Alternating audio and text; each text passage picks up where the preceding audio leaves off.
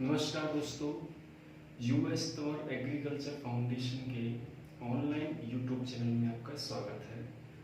आज हमारी 56वीं क्लास है और हम पढ़ेंगे आज राजस्थान की मृदाएं। बच्चों, जैसा कि आपको बताया गया है पहले ही कि राजस्थान का जो क्षेत्र है, राजस्थान की जलवायु अलग अलग क्षेत्र में अलग अलग है और इसीलिए राजस्थान के जो जलवायु खंड हैं उनको कितने भागों में बांटा गया है बच्चों? 10 भागों में बांटा गया है, 10 वर्गों में वर्गीकृत किया गया है क्योंकि जलवायु अलग अलग है। तो जलवायु अलग अलग है तो वहां की मिट्टी भी आपको अलग अलग ही देखने को मिलेगी। बात करें हम पश्चिम राजस्थान की, तो बच्चों पश्चिमी राजस्थान में सूर्य का प्रकाश तेज रहता है, रेतीली मिट्टी रहती है और शुष्क क्षेत्र इसलिए मिट्टी सूखी रहती है। बात करें हम दक्षिण राजस्थान की, तो वहां बारिश ज्यादा होती है, मानसून का आगमन दक्षिणी पश्चिमी मानसून से होता है, इसलिए आर्द्र वहां की जलवायु पाई जाती है और खेती में भी हम वही फसलें बोते हैं जो कि अधिक पानी को सहन कर सकती हैं।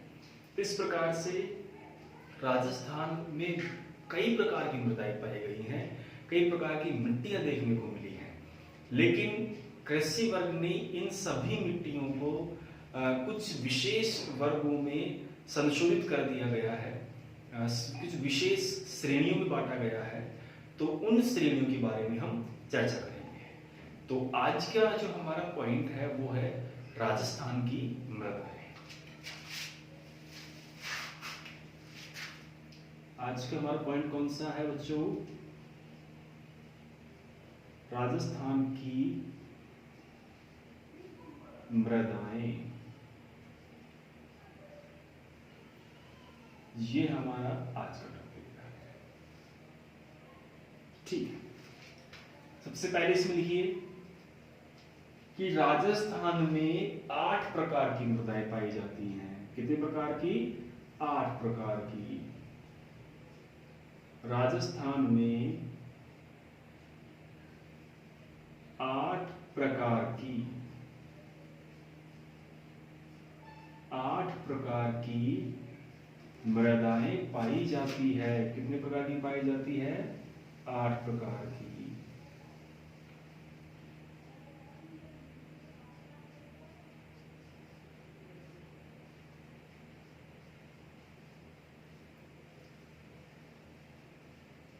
मृदाएं पाई जाती है। कितने प्रकार की पाई जाती है बच्चों? 8 प्रकार की मृदाएं पाई जाती है।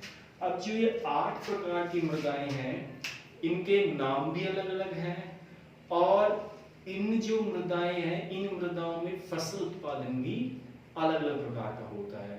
किसी मृदा में फसल उत्पादन शुष्क होता है, किसी मृदा में आर्द्र फसलों को हम उगाते हैं। इस प्रकार से मृदा के हिसाब से फसलों का चयन भी अलग अलग हो जाता है।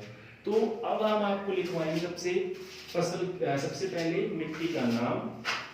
ठीक है, इसके साथ साथ जो मिट्टी है उसमें किस प्रकार का कण पाया जाता है, किस प्रकार की मिट्टी पाई जाती है, कौन से क्षेत्र में पाई जाती है, ये भी लिखाएंगे आपको।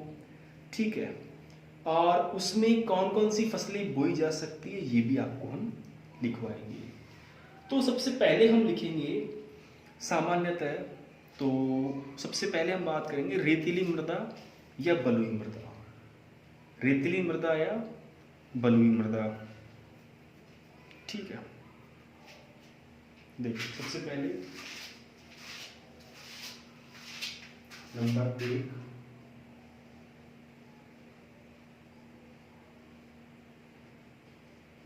रेतीली या बलुई मृदा। रेतीली मृदा या बलुई मृदा। ठीक है बच्चों, रेतीली मृदा या बलुई मृदा, जिसमें रेतीला नाम आते आपके समझ में क्या आना चाहिए कि जहां रेतीला नाम आ गया मतलब ये रेगिस्तान वाले क्षेत्र में पाई जाती है। कौन से क्षेत्र में पाई जाती है? रेगिस्तान वाले क्षेत्र में। तो राजस्थान के कौन से हिस्से में रेगिस्तान है? राजस्थान के कौन से हिस्से में रेगिस्तान है? राजस्थान के पश्चिमी हिस्से में रेगिस्तान है। इसलिए इसमें कौन सी बात ध्यान रखनी है? पहली बात कि ये मृदा ये जो मृदा है, ये मृदा राजस्थान के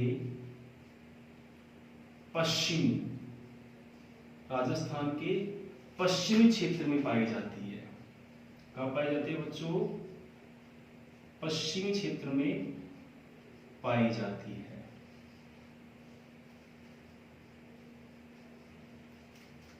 पश्चिमी क्षेत्र में पाई जाती है। ठीक। दूसरा, इसमें जिले कौन कौन से आते हैं? तो जिले में लिखो आप जैसलमेर। भाई किस किस जिले में ये मृदा पाई जाती है ना, रेतीली मृदा? तो जैसलमेर। ठीक। उसके बाद बाड़मेर, जैसलमेर, बाड़मेर, जोधपुर,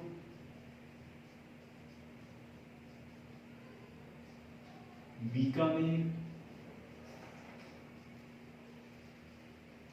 और लगभग चूरू। ठीक है, ये कुछ मैंने आपको लिखवाए इंपोर्टेंट। तो इन जिलों में ये जो रेतीली मिट्टी है ये पाई जाती है। इसके अगली विशेषता क्या है कि इस मिट्टी में कार्बन पदार्थ की मात्रा 1% से भी कम होती है। ठीक है, इसकी क्या है विशेषता? और इसकी तीसरी जो विशेषता है वो ये है कि इसमें या इस प्रकार की मिट्टी में कार्बनिक पदार्थ की मात्रा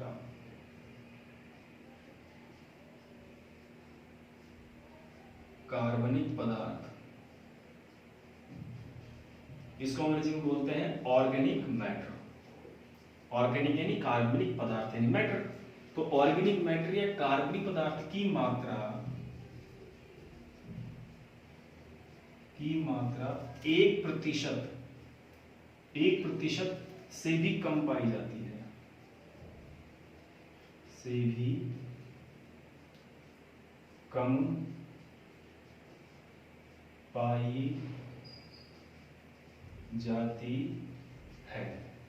ठीक है, तो ये मैंने लिखवा दिया आपको कि ये जो मृदा है ये राजस्थान के पश्चिमी क्षेत्र में पाई जाती है। एरिया गया।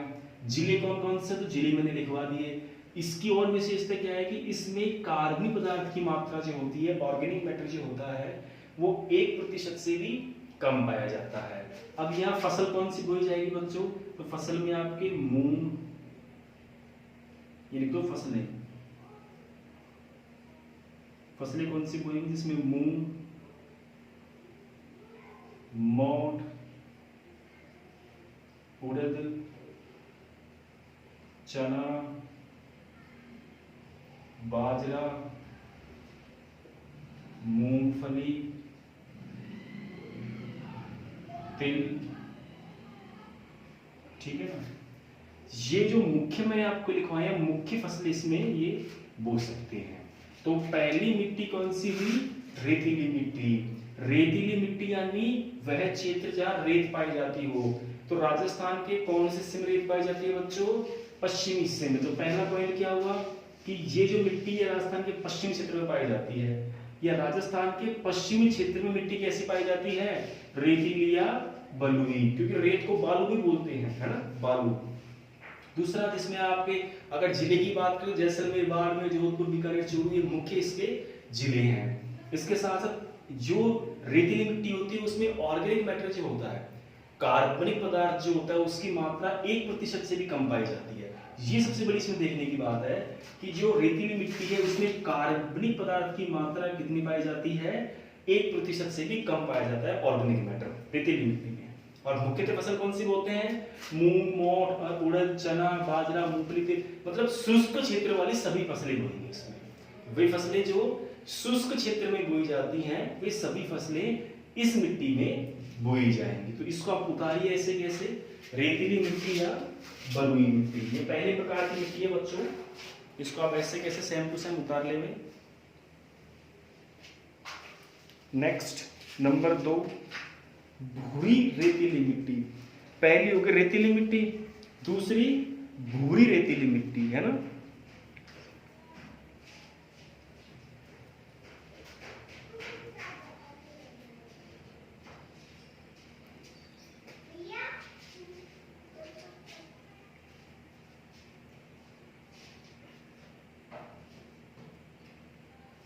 चलिए, दूसरी है भूरी रेतीली। नंबर 2 में कौन सी है बच्चों? भूरी रेतीली। इसको ऐसे कैसे उतारना आप, है ना?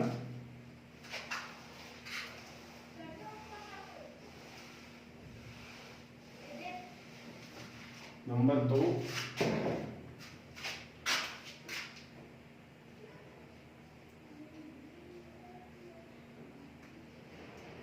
भूरी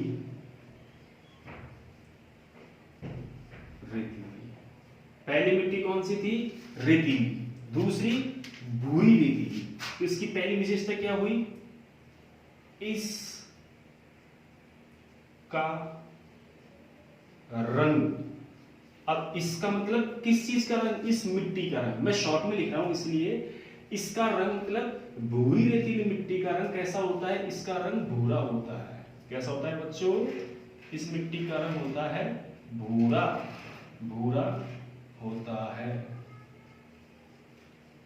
इस मिट्टी का रंग भूरा होता है। नेक्स्ट, भूरा क्यों होता है? क्योंकि इसमें देखो, इस मिट्टी में फास्फोरस तत्व की अधिकता पाई जाती है। इसमें फास्फोरस, जो कि फास्फोरस तत्व होता है, जिसको पी कहते हैं, है ना?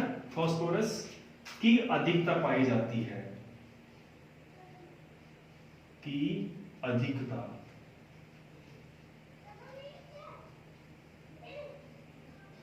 की अधिकता पाई जाती है।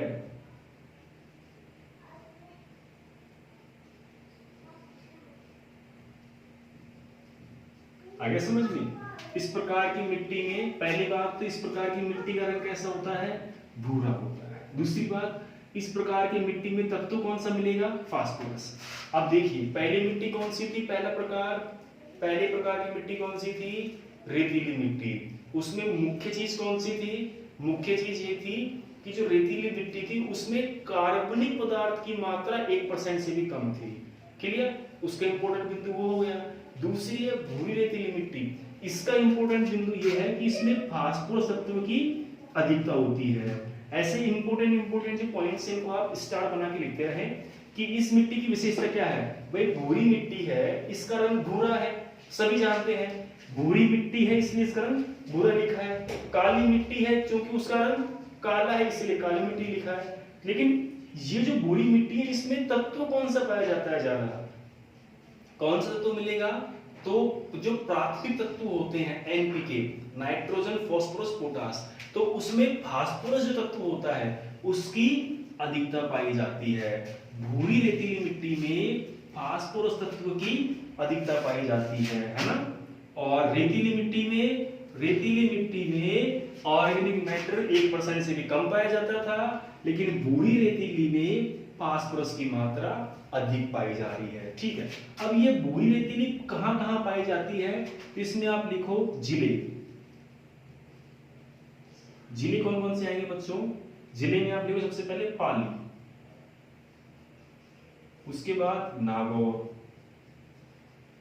उसके बाद सिरोही, उसके बाद सीकर,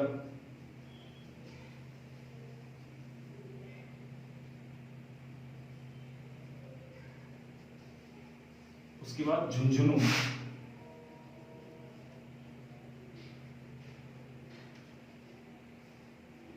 ठीक है।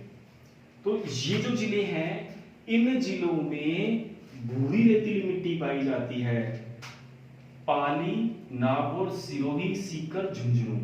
अब ये थोड़े से नाम अलग तरीके से दिख रहे हैं, लेकिन जब इसको आप नक्शे में देखोगे, इसको जब आप मैप में देखोगे, तो देखो मैं आपको नक्शा बना के दिखाता हूं। जैसे ये रास्ता का नक्शा है, इस प्रकार से, है ना? ये नक्शा भी, इसमें देखो शुरुआत ऐसी होगी, जैसे ये सिरोही है, ये सिरोही हो गया, उसके बाद ये पाली आ गया, उसके बाद ये नागौर आ गया, ठीक है।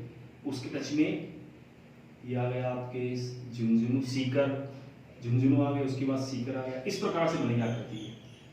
सिरोही, पाली, ये पहला है सिरोही, ये पाली, ये नागौर, ये आपके झुंझुनू और ये आपके सीकर। इस प्रकार से जो एरिया बन रहा है, ये जो मिट्टी कौन सी है? इस मिट्टी को बोलेंगे भूरी रेतीली। क्या बोलेंगे?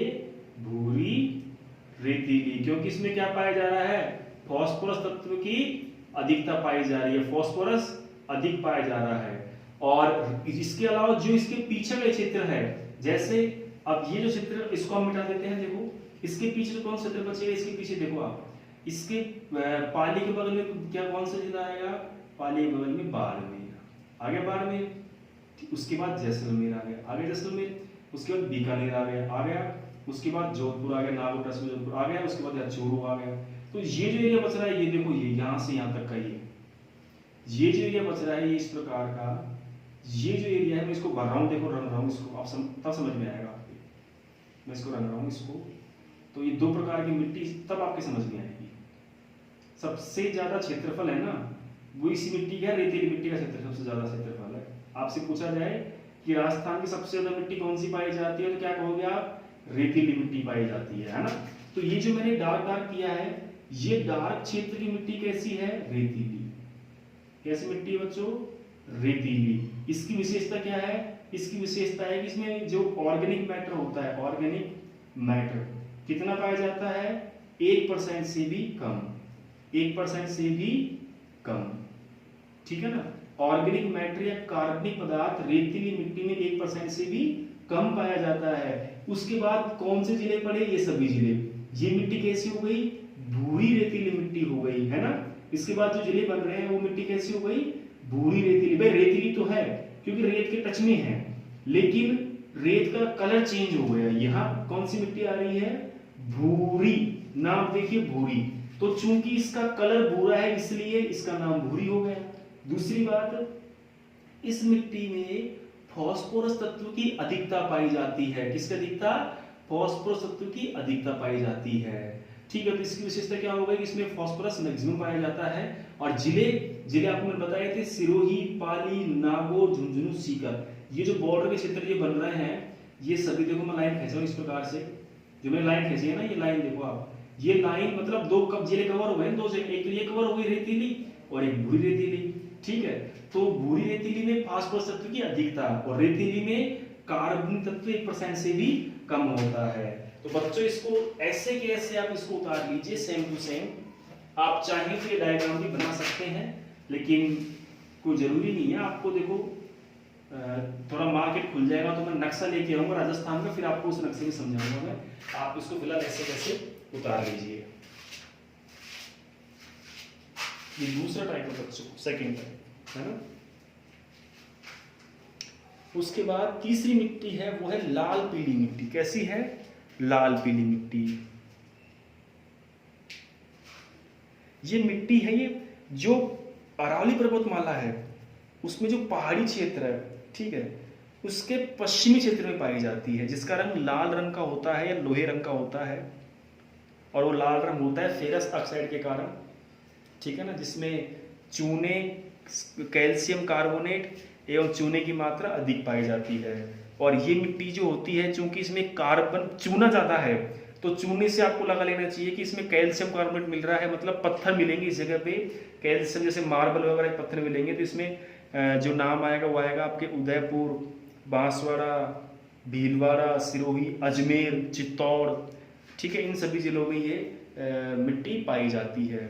और फसल इसमें आपको उदयपुर का नाम आते समझ जाना चाहिए, मक्का, कपास, मूंगफली, है ना। तो यहाँ पे ये फसल भी बोई जाती है। तीसरा हमारा पॉइंट है लाल पीली मृदा, ठीक है ना, लाल पीली मृदा।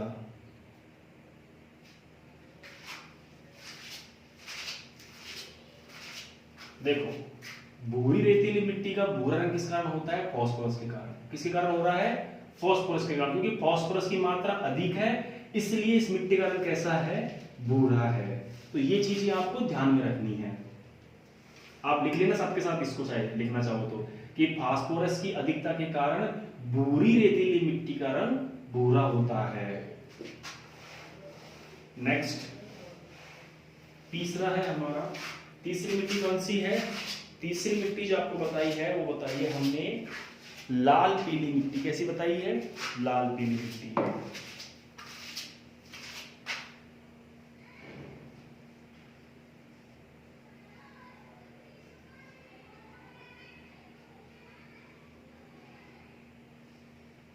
लाल पीली मिट्टी। देखिए, लाल पीली मिट्टी मतलब इसका रंग लाल और पीले जैसा इसका कलर है। सबसे पहली बात, ये मिट्टी किस क्षेत्र में पाई जाती है? सबसे पहले क्षेत्र देखो आप, कौन से एरिया में मिलती है, किस किस क्षेत्र में मिलती है ये। तो इसमें क्षेत्र दे रखा है कि जो अरावली पर्वतमाला है, अरावली श्रृंखला, अरावली श्रृंखला या अरावली पर्वतमाला है, अरावली श्रृंखला के पश्चिमी पहाड़ी क्षेत्र, जो अरावली श्रृंखला है इसमें जो पश्चिमी पहाड़ी क्षेत्र मतलब अरावली पर्वतमाला के जो टच में पहाड़ी क्षेत्र है पश्चिमी क्षेत्र में, तो उन सभी क्षेत्रों में ये लाल पीली मिट्टी पाई जाती है। पहाड़ी क्षेत्रों में, क्षेत्र कहाँ होगा इसका? अरावली श्रृंखला के पश्चिमी पहाड़ी क्षेत्रों में ये पाई जाती है। इसकी पहली विशेषता ये होगी। दूसरी विशेषता ये है कि इस मिट्टी में, इस मृदा में लौह तत्व, कौन सा? लौह तत्व या फेरस ऑक्साइड,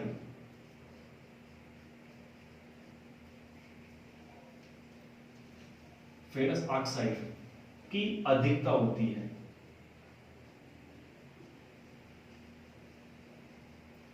अधिकता होती है, ठीक है ना। इस मिट्टी में क्या पाया जा रहा है? लौह तत्व पाया जा रहा है, अर्थात इस मिट्टी में क्या पाया जा रहा है बच्चों? आयरन पाया जा रहा है, ठीक है ना। तो आयरन की मात्रा इसमें अधिक मिल रही है, इसीलिए आयरन की मात्रा अधिक है, लौह तत्व की मात्रा अधिक है, इसीलिए इसका कलर, इसका रंग कैसा होता है? लाल होता है। होता है ना लाल? लाल होता है, क्योंकि इस मिट्टी में लौह तत्व पाया जा रहा है, आयरन पाया जा रहा है, जिसको फेरस ऑक्साइड भी बोलते हैं। फेरस ऑक्साइड इसमें मिल रहा है, लाल इसमें मिल रहा है, आयरन इसमें मिल रहा है, इसलिए इस मिट्टी को लाल मृदा भी कहते हैं। क्या कहते हैं? लाल मृदा इसलिए कहते हैं क्योंकि इसमें जो आपका लौह तत्व है इसकी मात्रा बहुत ज्यादा पाई जाती है, इस कारण इसका लाल हो जाता है। दूसरी बात, इसमें कैल्शियम कार्बोनेट और चूने की मात्रा भी पाई जाती है। इसमें लौह तत्व या फेरस की अधिकता होती है, इसलिए इसका रंग लाल होता है। इसी के साथ अगला पॉइंट है, इसमें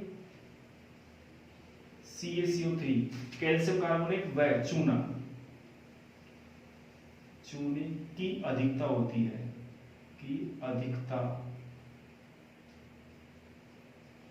कैल्शियम कार्बोनेट चूने की अधिकता। ये भी इसका पॉइंट है कि कैल्शियम कार्बोनेट और चूना, जो सफेद पत्थर है और चूने की इसमें अधिकता पाई जाती है। तो आपसे आप सीधा दिमाग ये लगाइए कि चूने के संयंत्र कहाँ लगे हुए हैं, कौन से ऐसी जगह है जहां चूना जहां से प्राप्त हो रहा है? तो वो है उदयपुर। कौन सी जगह है? उदयपुर। तो उदयपुर में कैल्शियम कार्बोनेट चूने के पत्थर मिलते हैं, वहां से चूना निकाला जाता है। इसके अलावा जैसलमेर से भी सफेद पत्थर निकलता है, चूने वाला पत्थर, तो जैसलमेर भी। लेकिन इसमें क्या है, वहां की मिट्टी अलग है, वहां की मिट्टी अलग है। इसलिए यहाँ हम जो पढ़ेंगे मुख्यतः जिले, उसमें उदयपुर, भीलवाड़ा, बांसवाड़ा, सिरोही, अजमेर, चित्तौड़, है ना।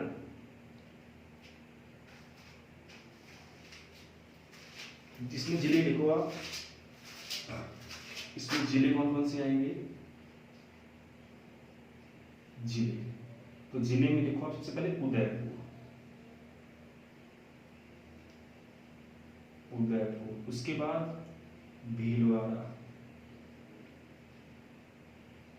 उसके बाद अजमेर, उसके बाद सिरोही, उसके बाद सिरोही के बाद चित्तौड़,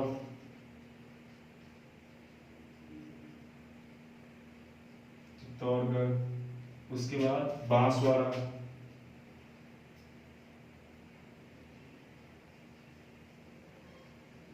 ठीक है, ये मुख्य मुख्य जिले हैं जिन जिलों में लाल पीली मृदा पाई जाती है। इसकी विशेषता क्या हो गई कि लाल पीली मृदा, तो लाल रंग किस वजह से हुआ, आयरन की वजह से। किसकी वजह से हुआ, आयरन तत्व की वजह से या लौह तत्व की वजह से।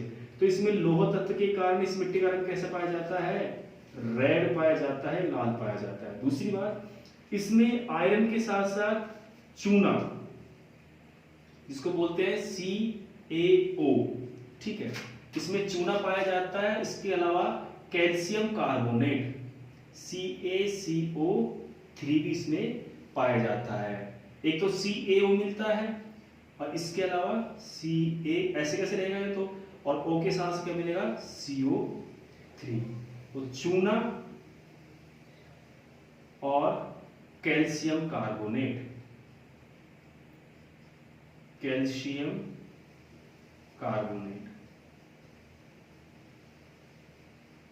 ये भी इसमें पाई जाती हैं। ठीक है, तो इसको भी वैसे कैसे लिख लीजिए, इसमें स्टार आप बनाएंगे तो कहां बनाएंगे, यह स्टार बनाएंगे, यह स्टार बनाएंगे। ठीक है, इसमें तत्व कौन कौन से पाए जा रहे हैं, तो लाल मृदा में लौह तत्व की वजह से इसका लाल रंग है, वहीं भूरी मृदा में फास्फोरस तत्व, इसलिए उसका रंग भूरा है। तो तत्व की वजह से कलर चेंज हो रहा है, एलिमेंट की वजह से कलर चेंज हो रहा है। फॉर एग्जांपल कि तत्व की वजह से कलर क्यों चेंज होता है, तो आप देखना बैंगन को आप काटोगे तो बैंगन काटने के बाद लाल हो जाता है, होता है ना लाल। सेब को आप खाओ, सेब खाने जैसे काटेंगे उसके बाद कुछ समय बाद वो लाल हो जाएगी।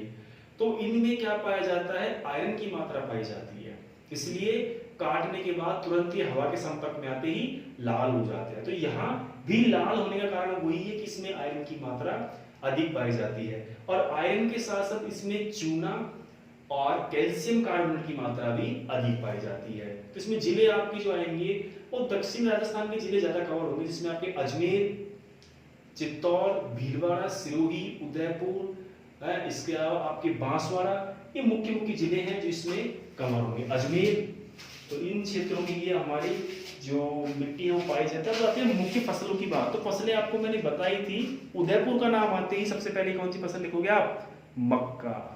उदयपुर का नाम आते ही पहली फसल कौन सी याद आती है, मक्का। तो इसमें मक्का, इसी के साथ साथ और दूसरी फसल है कपास। कौन सी है, कपास। तो मक्का, कपास और मूंगफली, मुख्यतः फसलें कौन कौन सी है यहाँ, मक्का, कपास और मूंगफली।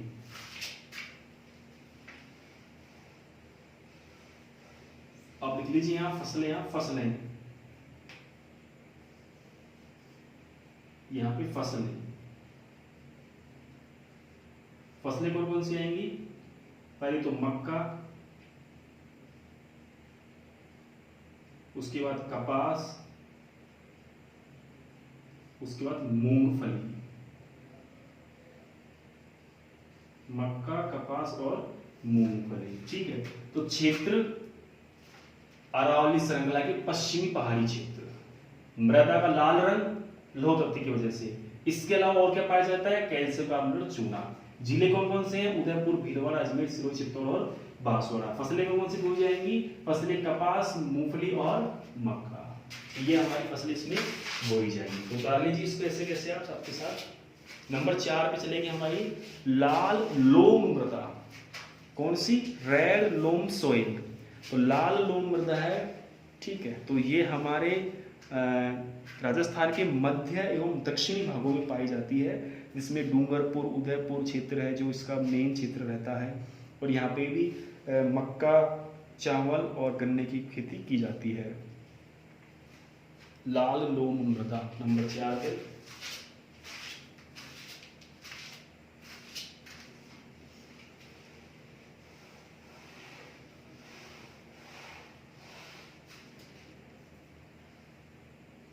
चार, लाल लोम मृदा, ठीक है ना। ये मृदा कहाँ पाई जाती है, इसमें आप इसके क्षेत्र लिखो, किस क्षेत्र में पाई जाती है, जिसमें आपका आएगा उदयपुर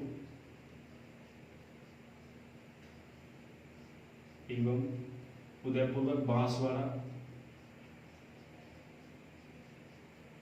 ठीक है, तथा दक्षिणी व मध्य राजस्थान, दक्षिणी व मध्य राजस्थान। ठीक है, इसके बाद इसमें आपकी फसल कौन सी बोएंगे बच्चों? इसमें फसलें जो बोएंगे वो बोएंगे मुख्यतः उदयपुर आते ही सबसे पहले तो मक्का।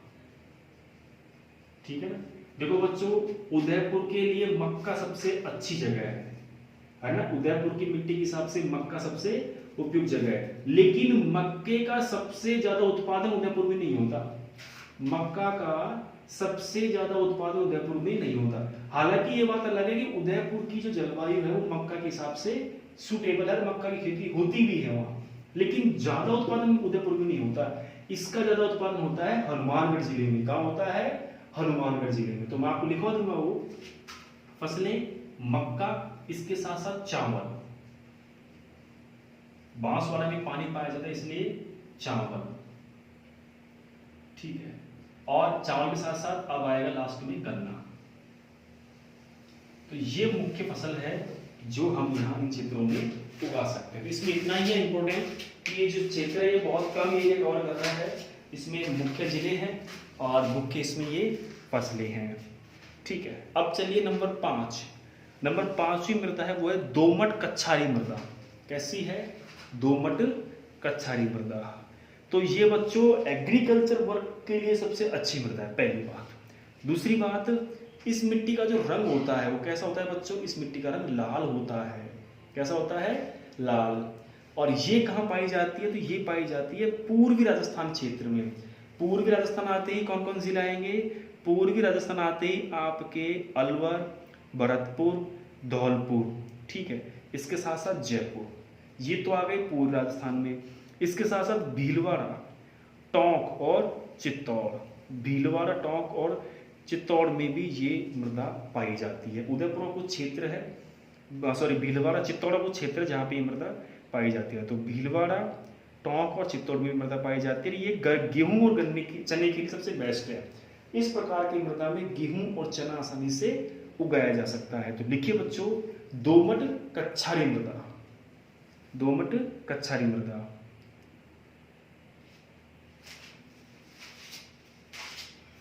नंबर 5,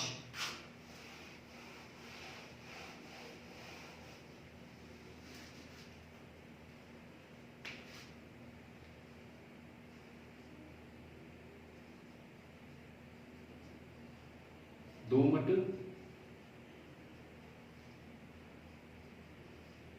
कच्छारी मृदा।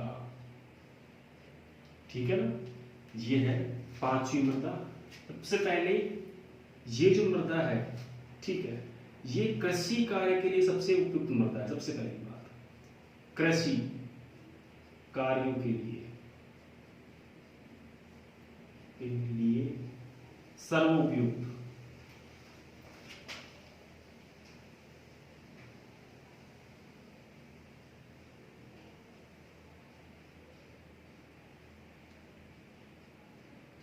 कृषि कार्यों के लिए सर्वोपयुक्त मृदा है। आ गया समझ में? पहली इंपॉर्टेंट बात क्या हुई कि ये जो दोमट कच्छारी मृदा है, ये मृदा कृषि कार्यों के लिए सबसे उपयुक्त मृदा है, सबसे बेस्ट मृदा है। दूसरी इसमें इंपॉर्टेंट बात ये आती है कि इस मृदा का रंग लाल होता है। इसका रंग कैसा होता है बच्चों?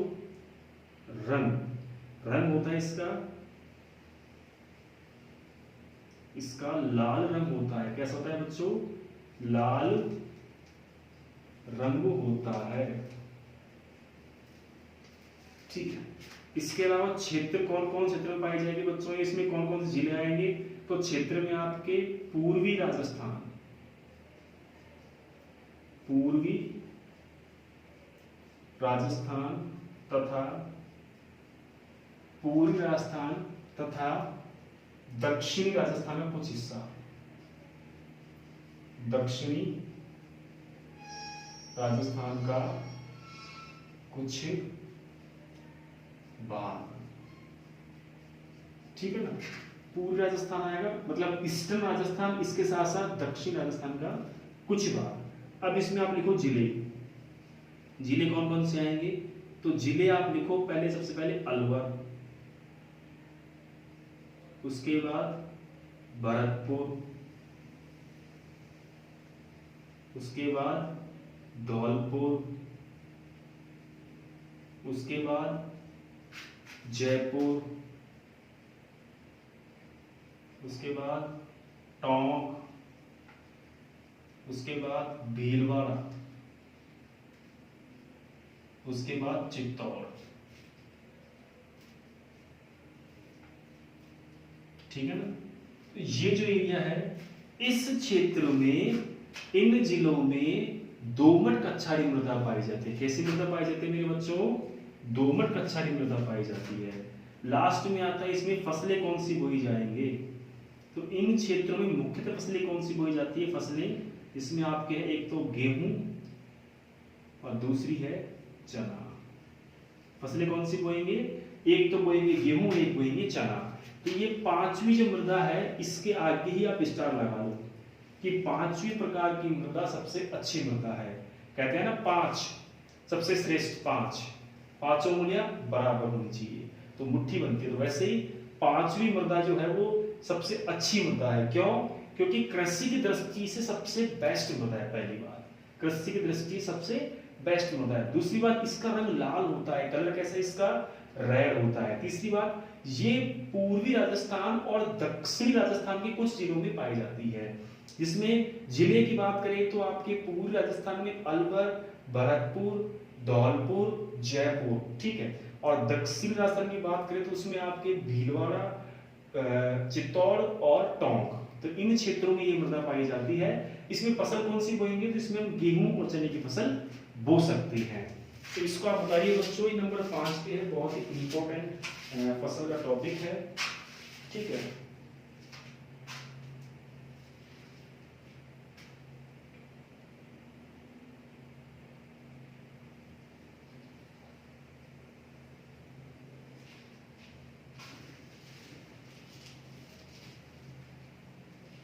उतारो बच्चों इसको ऐसे कैसे। अब हम पढ़ेंगे नंबर 6। नंबर 6 पे काली मृदा। कैसी मृदा है? काली मृदा। देखो नाम से ही चल रहा है पता, कैसी मृदा है? काली मृदा। अब ये काले रंग की मृदा है, इसका मतलब ये अधिक उपजाऊ मिट्टी है। देखो दो चीजें हैं। एक है कृषि कार्य के लिए सबसे उपयुक्त, मतलब एग्रीकल्चर वर्क हम यहाँ कर सकते हैं। ठीक है, एग्रीकल्चर कार्य यहाँ पे हम कर सकते हैं। फसल की बुआई, निराई, गुड़ाई, कटाई, टोटल एग्रीकल्चर वर्क हम यहाँ कर सकते हैं। उसके एग्रीकल्चर क्षेत्र के हिसाब से कृषि कार्य की दृष्टि से सबसे बेस्ट मृदा कौन सी है? दोमट कछारी मृदा, नंबर 5 वाली मृदा। लेकिन दूसरी आती है नंबर 6 पे काली मृदा। तो काली मृदा जो होती है, इसकी उपजाऊ क्षमता बहुत अच्छी होती है। इसकी प्रोडक्टिव कैपेसिटी बच्चों काली मृदा की बहुत अच्छी होती है। तो पहली विशेषता यह है कि इसका भी रंग काला है, बाकी इसकी जो गुणवत्ता है वो काली नहीं है, बहुत अच्छी है ना। तो काले हैं तो क्या हुआ? गुण वाले हैं। इस मिट्टी की ये प्रकृति है। तो काली मिट्टी उपजाऊ बहुत अच्छी है। दूसरी बात, इस मिट्टी में, काली मिट्टी में कपास की खेती बहुत अच्छी तरीके से की जाती है। इसमें कपास की खेती कर सकते हैं। इसी के साथ साथ गन्ने और इसमें मसाले की फसल भी उगा सकते हैं। अब ये कहाँ पाई जाती है काली मिट्टी? तो कैसे ही काला, कैसे ही कपास और कैसे ही कोटा, है ना। काली मिट्टी किसके लिए सबसे बेस्ट है? कपास के लिए। और ये मिट्टी कहाँ पाई जाती है? तो यहां आपको नाम आना चाहिए कोटा। कैसे ही सारे नाम मिल रहे हैं, कैसे ही कोटा। तो कोटा, बूंदी, झालावाड़, उदयपुर के कुछ भाग में काली मिट्टी पाई जाती है। तो चलिए अब हम पढ़ेंगे नंबर 6 पे काली मिट्टी।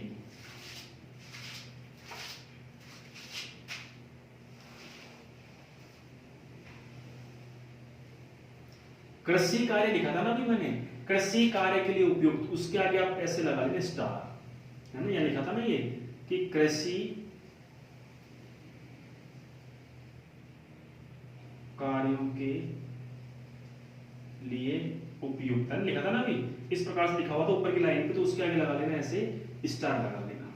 ठीक है। नंबर 6 काली मिट्टी।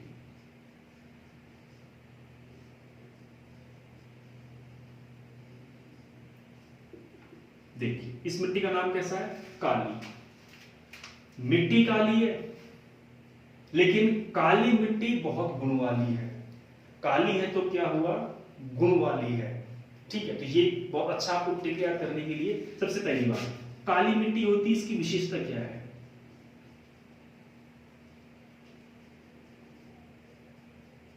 विशेषता, ठीक है, इसकी विशेषता ये है कि ये मिट्टी, ये मृदा अधिक उपजाऊ होती है। क्या होती है बच्चों? ये मृदा अधिक उपजाऊ होती है।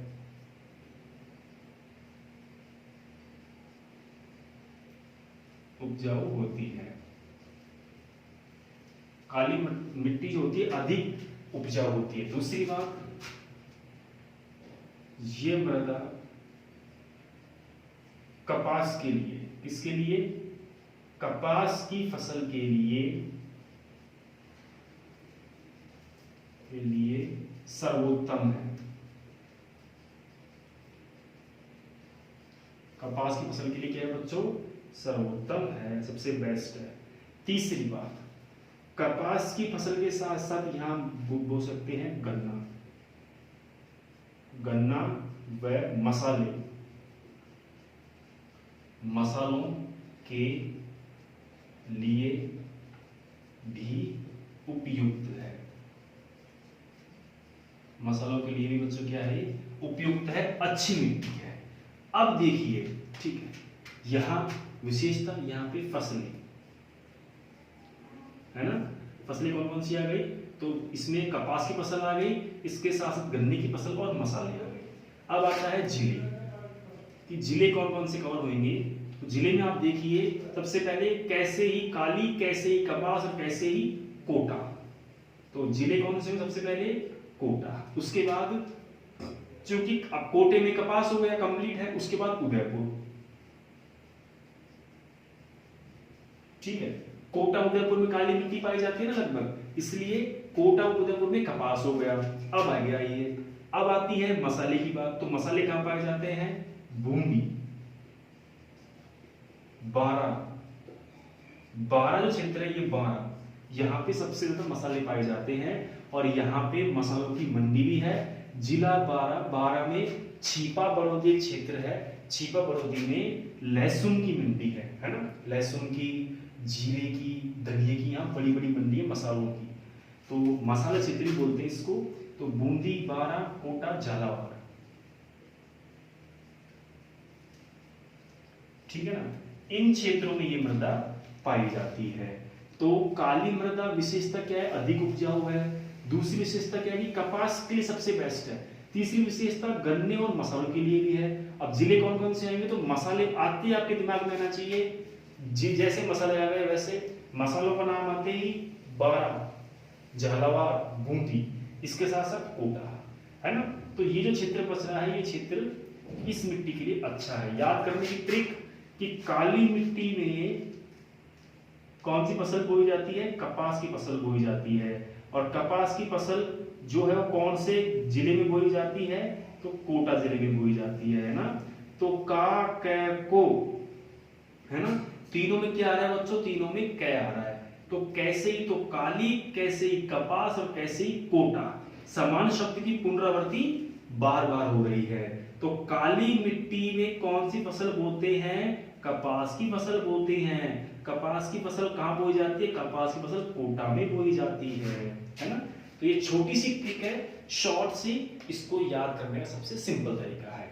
तो इसको आप ऐसे कैसे उतार लीजिए, इसमें कौन कौन से जिले पाए जाते हैं, कौन कौन सी इसमें फसलें बोई जाती हैं।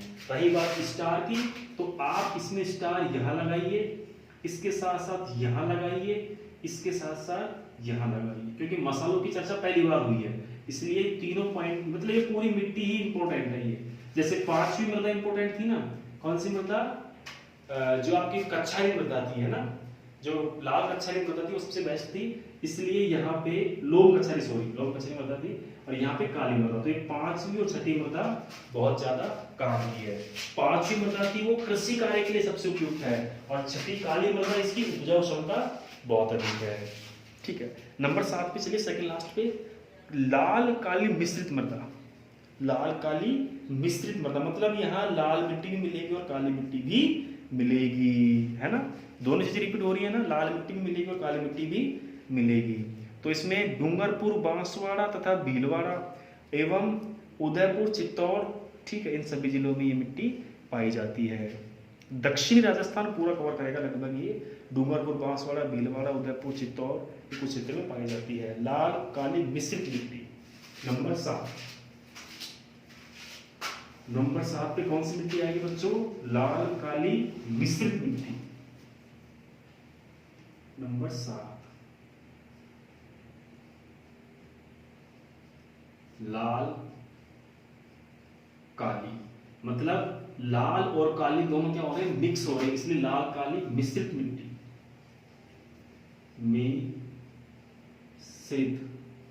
मिश्रित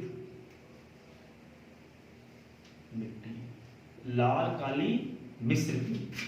तो ये जो मिट्टी है किस क्षेत्र में पाई जाती है मुख्यतः? तो ये आप क्या है, दक्षिणी क्षेत्र, जिसमें बांसवाड़ा, डूंगरपुर,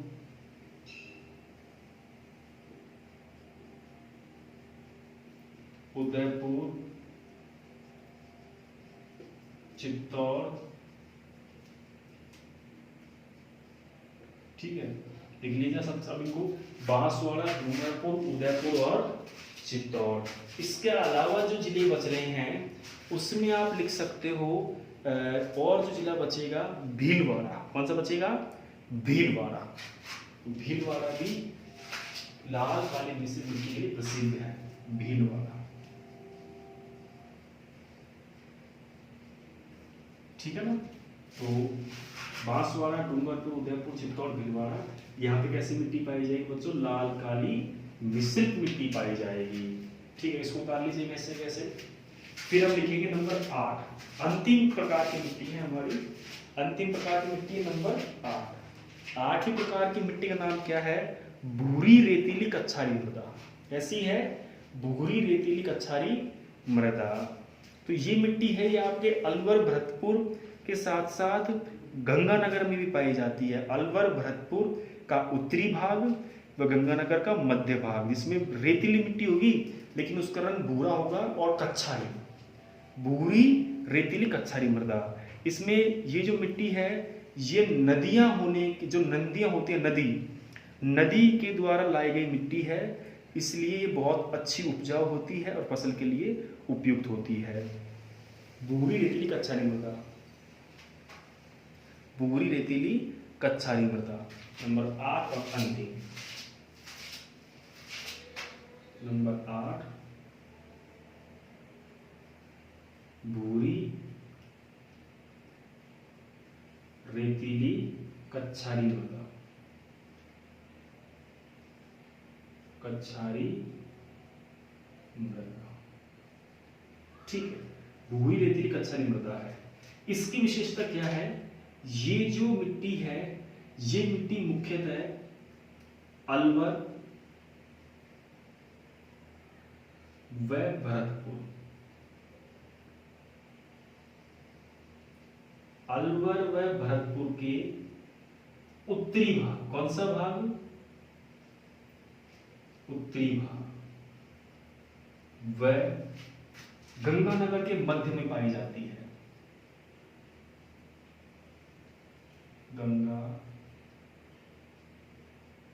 गंगानगर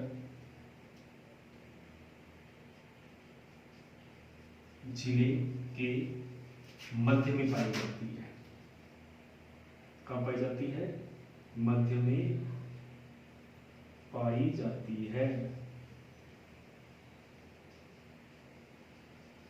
ठीक है। नेक्स्ट, नदियों के द्वारा ये मिट्टी लाई गई है, मतलब नदी के द्वारा मिट्टी बहकर के आती है। ये नदियों के द्वारा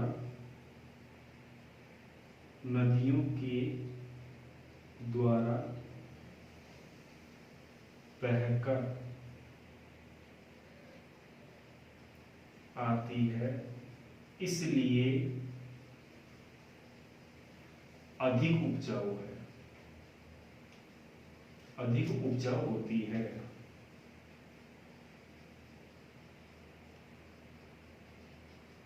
अधिक उपजाऊ होती है। लास्ट में है भूरी रेतीली कच्छारी मृदा। तो ये जो मृदा है ये पूर्वी राजस्थान, जिसमें अलवर और भरतपुर का उत्तरी भाग, उत्तर राजस्थान वाला हिस्सा, इसके साथ साथ गंगानगर का मध्य भाग, उस क्षेत्र में मिट्टी पाई जाती है। ये मिट्टी नदी जो होती है, नदियों के बहाव क्षेत्र के कारण बह करके और एक जगह से दूसरे स्थान पर पहुंच जाती है। इसका निर्माण नदी के बहाव क्षेत्र के कारण होता है कि जैसे नदी बहती है उसी प्रकार इस मिट्टी का निर्माण होता है और इसीलिए मिट्टी कृषि कार्य के लिए अच्छी मानी जाती है। तो ये 8 प्रकार की मृदाएं थी और इनमें जो भी मुख्य इंपॉर्टेंट बिंदु थे वो मैंने आपको लिखवा दिए हैं। तो आज का ये टॉपिक था बच्चों राजस्थान की मृदाएं, जो मैं मानता हूं कि अब लगभग कंप्लीट हो चुका है।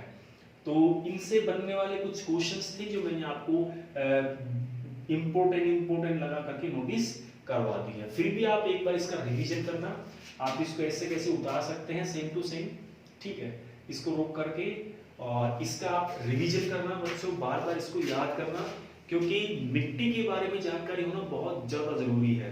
अगर आपको मिट्टी के बारे में जानकारी है तो आपके क्वेश्चंस बहुत ज्यादा सही होंगे, क्योंकि मिट्टी के बारे में जानकारी बहुत कम लोग रखते हैं, ज्यादा जानकारी लोग रखते हैं नहीं, जानकारी होती भी नहीं है, रखते भी नहीं है। तो इसलिए आप इसकी जानकारी रखो और जो भी क्वेश्चंस हैं उनको हल करने का प्रयास करो। तो बच्चों आज की क्लास में इतना ही, मैं आपसे आज्ञा चाहूंगा, कल फिर मिलेंगे नए बिंदु के साथ। और जिन बच्चों ने फॉर्म नहीं भरा उनसे मेरा फिर रिक्वेस्ट है, प्लीज आप ICR जेट का फॉर्म भरना शुरू कर देंगे आप, क्योंकि बाद में सर्वर डाउन हो जाएगा। तो जेट का फॉर्म नहीं भरा है तो जेट का फॉर्म भी भर देंगे और ICR का नहीं भरा तो ICR का भी भर देंगे, क्योंकि ई-मित्र की दुकानें लगभग सब जगह खुल गई हैं। तो ई-मित्र की दुकानें खुल गई, इसलिए आप फॉर्म भर सकते हो आसानी से। तो फॉर्म भर दीजिए आप, इसके साथ आप हमारी क्लासेस रेगुलर लीजिए। और जो विद्यार्थी हमारी क्लास को पहली बार देख रहे हैं उनसे रिक्वेस्ट है कि प्लीज हमारी क्लास को अगर आपने अभी तक सब्सक्राइब नहीं किया है तो हमारी क्लास को सब्सक्राइब करिए, हमारी क्लास के बेल आइकन को दबाइए, लाइक कीजिए पेज को और हमारी जो क्लास है उनको शेयर करिए, ताकि और जो आने वाली क्लासें हैं वो बिना सर्च किए आपको सबसे पहले मिले। तो बच्चों आज की क्लास में इतना ही, कल फिर मिलेंगे नई बिंदु के साथ। तब तक के लिए आज्ञा चाहता हूँ, धन्यवाद, शुभ दिन, थैंक यू।